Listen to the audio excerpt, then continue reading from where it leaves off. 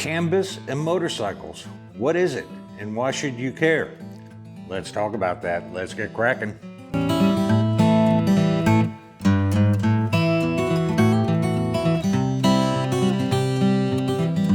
Welcome to Kraken's Garage. I'm your host Eric, and on today's episode we're going to talk about CANBUS electrical systems that exist on motorcycles. One exists on my BMW, as well as my Harleys, as well as my Vespa, believe it or not. So let's get into the video. If you're curious what technology you might expect to see on motorcycles of the future, look no further than on the cars of today, from anti-lock braking systems to traction control and variable valve timing. Nearly all the tech we're ogling over on today's motorcycles originated on cars 20 years ago or more.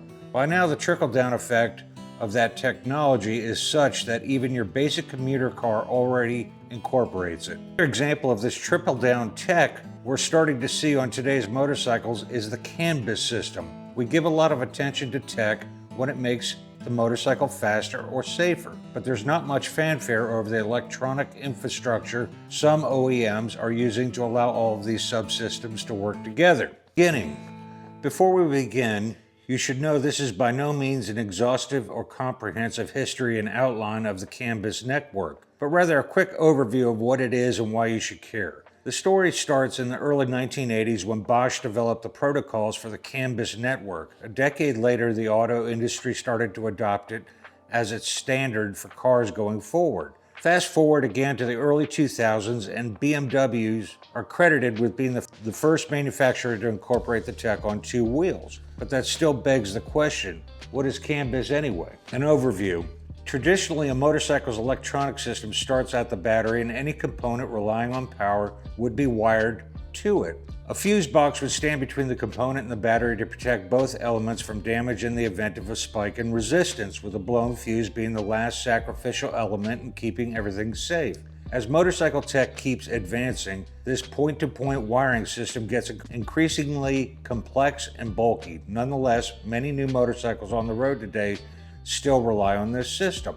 One of the benefits some would claim is that there should a failure occur to a subsystem, you can often trace its path back to the power of the blown fuse. Simply replace it and you're back in business. However, critics would say the effort to sort through the bigger and bigger mess of wires is a hassle, and you won't necessarily know what the issue is every time until you track it down in the wiring. The term CAN, C-A-N, is an acronym for Controller Area Network. BUS refers to the network protocol, usually with a central computer separate from the motorcycle's ECU, acting as a central communication hub between all of the other subsystems. By subsystems, we're talking about everything from the headlights and turn signals to the engine management system and ABS. In short, everything. A CANBUS data network can be thought of like a human nervous system.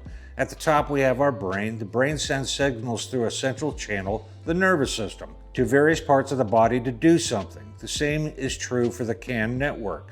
A central computer is the hub, and a single wiring harness is the nervous system connecting the computer to the subsystems, allowing them to communicate and do something. Since there's a single wire harness, different functions can piggyback on each other, meaning one wire can perform multiple tasks, reducing the amount of wiring needed compared to a conventional point-to-point system. All of the various subsystems have their own microcomputer command stations that are constantly talking back and forth with the central computer to monitor everything. When there's a failure, the central computer automatically shuts down the particular system, eliminating the need for a fuse box. Instead of having to hunt down the wires to narrow down the issue, some sort of error code or message or light will be displayed on the dash. This is what is meant when people say their dash is throwing a code. A code reader can tell you what the problem is. But there's a problem. This is where things get tricky for a CAN protocol. The central computer is programmed to accept a certain power draw or resistance from each subsystem. Sometimes when you modify your motorcycle, you'll change those readings. This confuses the computer and sometimes leads towards an improper operation of the part and/or messages popping up on the dash.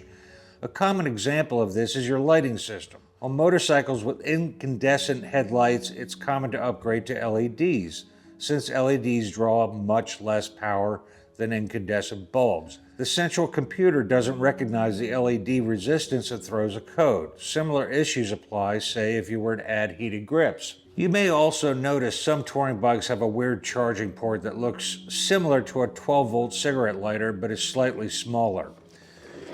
And BMW has been using this type for decades. This DIN port is not only annoying as it requires a special charger, but on motorcycles running CANBUS, you also need a CANBUS appropriate charger, so the computer recognizes and is happy with the power draw being used. The fix. So what do? There's a few options. One way is to bypass the computers entirely and wire whatever accessory you want to use directly to the motorcycle's battery. The obvious problem here is at the risk of draining your battery if you forget to turn the accessory off.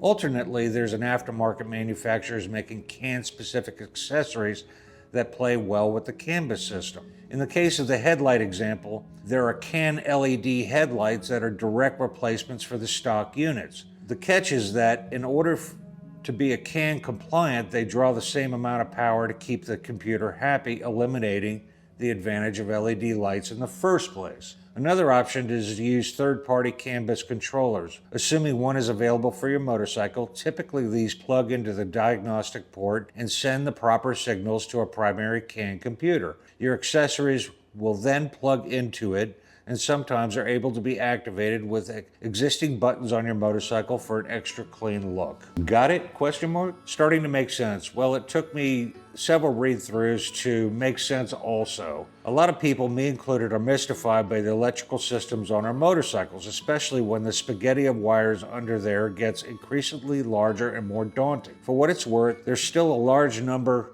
of new motorcycles sold today with traditional fuse boxes, but it's reasonable to expect the tide to turn as more tech gets loaded onto motorcycles of the future, so it's best to get a better understanding of it now. The irony is that the automotive industry is already exploring the next generation of data protocols, potentially making CAN tech obsolete on 4 wheels while it's still in the infancy on 2 wheels. So what brought this to my attention? BMW offers a CANBUS battery charger for my R18. It's over $200. I'll throw a picture up. And I just want to charge my bike up because I have a bank of battery tender that charges 4 bikes at one time. If you heard what I said in the discussion here is you can bypass that, and I'm just going to hook up a standard charging port that I can also use for my heated gear as well, and just plug it right in and have the pigtail come out from underneath the edge of the seat like I normally do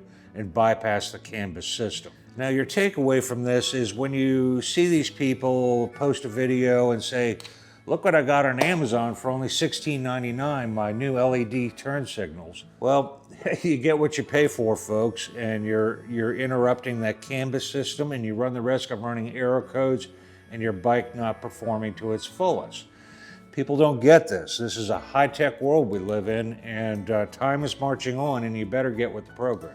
So those are Kraken's thoughts today. I hope it brings a better understanding of your motorcycle.